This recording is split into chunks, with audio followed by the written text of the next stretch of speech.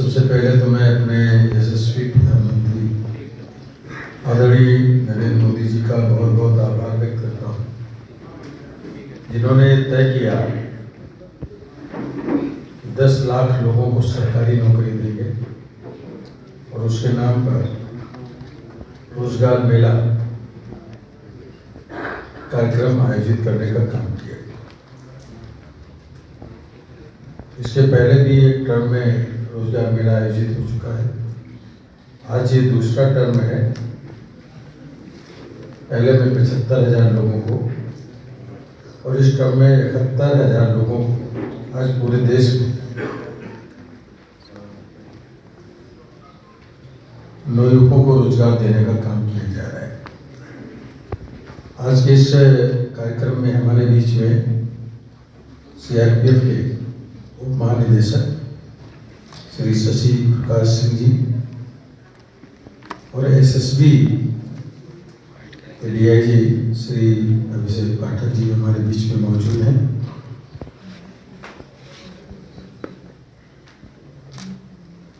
यहाँ पर सभी आए हुए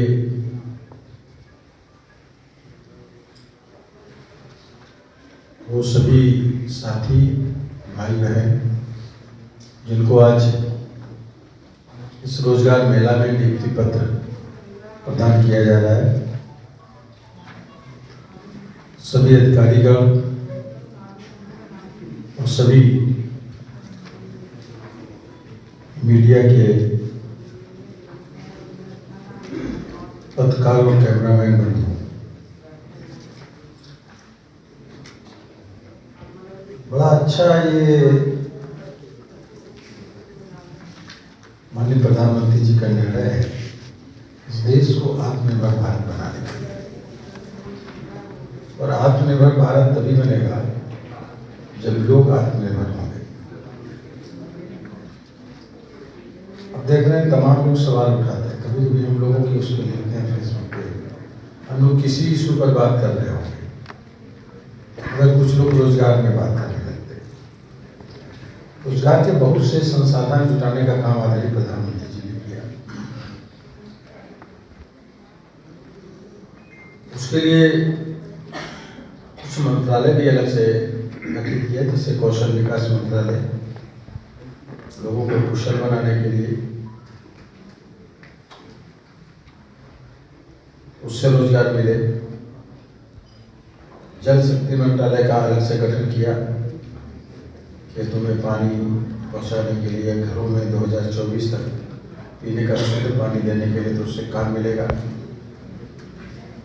स्टार्टअप योजना लागू की, रोजगार के लिए प्रधानमंत्री शिशु मुद्रा लोन योजना, प्रधानमंत्री मुद्रा लोन योजना, जिसे 10 लाख रुपए तक बगैर गारंटी का लोन लेकर के आप रोजगार कर सकते हैं। प्रत्येक बैंक से एक महिला किसी वर्ग की हो, 2 लोगों को प्रधानमंत्री जी ने सबसे कमजोर माना, एक महिला और दूसरा SC/ST के लोग, आदिवासी वनवासी अनुसूचित जाति के लोग। इनको प्रत्येक बैंक से 2 लोगों को, एक महिला को और एक SC/ST वर्ग के आदमी को उद्यमी बनाने के लिए, कल कारखाने का मालिक बनाने के लिए 4 अप्रैल 2016 को इसकी घोषणा किया, स्टैंडअप योजना। और उसके तहत 10 लाख से लेकर 1 करोड़ रुपए तक बगैर गारंटी का लोन आप कोई भी कारखाना खोल सकते हैं, उसमें गारंटी नहीं देनी है। और इस तरह करीब 1.25 लाख से ज्यादा देश के अंदर बैंक की ब्रांच है। हर बैंक से 2 उद्यमी बने, 10 लोगों को एक कारखाना चलाने के लिए 10 लोगों की मिनिमम आवश्यकता है, कम से कम उनको रोजगार देंगे।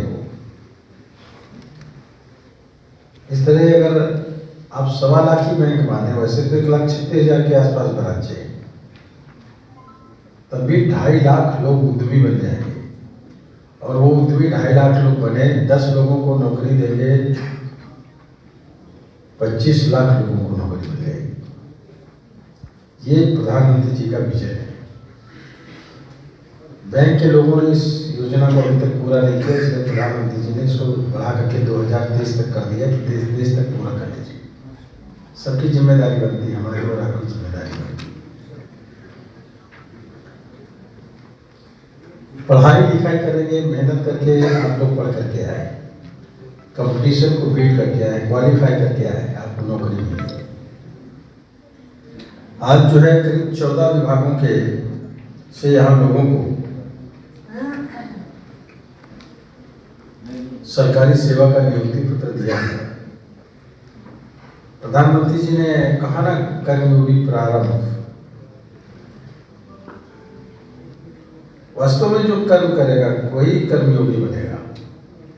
दिमाग कहाँ पे लगा है, टारगेट कहाँ है अपने जीवन का, उसमें अगर आप करेंगे, सफल लगेंगे, लगातार आपको सफलता मिलेगी। टारगेट से विचलित नहीं होना है। मेरे पास बहुत से लोग आते हैं नौकरी के लिए। कभी कभी वो कहते हैं कि भैया वहाँ कह दो, वहाँ कह दो। मैंने कहा क्वेश्चन कितने दिए? कहा क्वेश्चन तो आधे किए थे, 40% किए थे। मैं कहाँ से हो जाए? कहना बाकी क्यों नहीं किया? कहना आता नहीं था। आता नहीं था तो फिर कैसे मिलेगा? पढ़ना पड़ेगा ना। एक काम माँ बाप देते हैं कि पढ़ो पढ़ो, टीचर एक काम देते हैं कि पढ़ो, याद करो, लिखो, समझो। वो चीज भी अगर नहीं कर पाएंगे तो जो काम दिया गया उस काम को जिम्मेदारी से नहीं निभा पाएंगे, उसके बाद नौकरी ही ढूंढेंगे। जरूरी नहीं है कि आप पढ़े लिखे और उसके बाद भी आप पढ़े लिखे भी ना और उसके बाद कंपटीशन बीट कर ले। ऐसे कैसे हो सकता है? इसलिए आपको कंपटीशन बीट करके आए। तो जो कंपटीशन नहीं बीट कर पा रहे अभी तक, उनको आप, जो लोगों को नियुक्ति पत्र मिला है, वो क्या संदेश देंगे? संदेश आपको देना है। उन लोगों के अंदर से गलतफहमी हटानी है जिन लोगों का सिलेक्शन नहीं हो पाया। कैसे वो सिलेक्ट होंगे? इसलिए जो नियुक्ति पत्र मिला है इसको अपने छाती में लगाकर एक वीडियो बनाएंगे।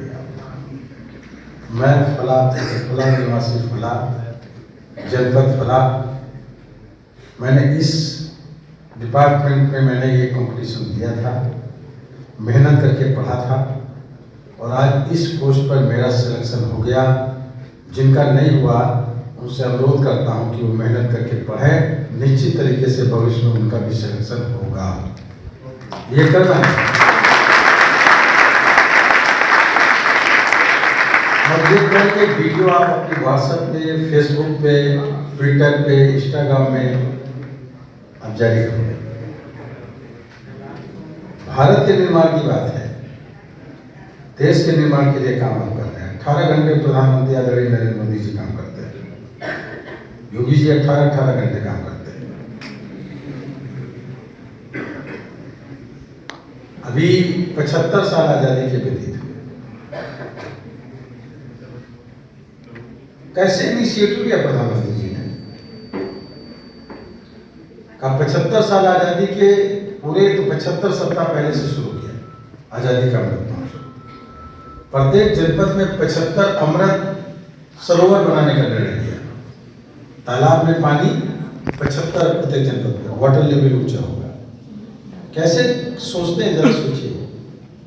प्रधानमंत्री स्वनिधि योजना, जो पट्टी दुकानदार, उनके लिए 75 जनपद में महोत्सव मनाए। अभी हम लोगों की मीटिंग जो होती है उसमें प्रधानमंत्री जी ने तय किया, 5-5, 6-6 घंटे मीटिंग लेते हैं प्रधानमंत्री जी मिनिस्टरों के साथ बैठ के। आजादी के 100 साल पूरे होंगे 2047 में, तब तक विकसित भारत कैसे बनेगा, टेक्नोलॉजी के क्षेत्र में, कृषि के क्षेत्र में, प्राकृतिक खेती कैसे होगी, उद्योग के क्षेत्र में हम कैसे आगे जाएंगे, विज्ञान में हम कैसे आगे जाएंगे, दुनिया को हम नई दिशा कैसे दिखाएंगे, उसका पूरा अभी से प्लान बना करके आदरणीय प्रधानमंत्री नरेंद्र मोदी जी ने तय कर लिया कि जब 2047 होगा तो हम विकसित भारत होंगे और दुनिया को नई दिशा दिखाने वाले होंगे। अभी से तय किया, अब इतना एडवांस का कार्यक्रम 100-200 साल एडवांस भारत के लिए सोचते हैं, तो अकेले प्रधानमंत्री जी का ही थोड़ी सोचेंगे, उसको इम्प्लीमेंट करने के लिए आपको भी तो सोचना पड़ेगा।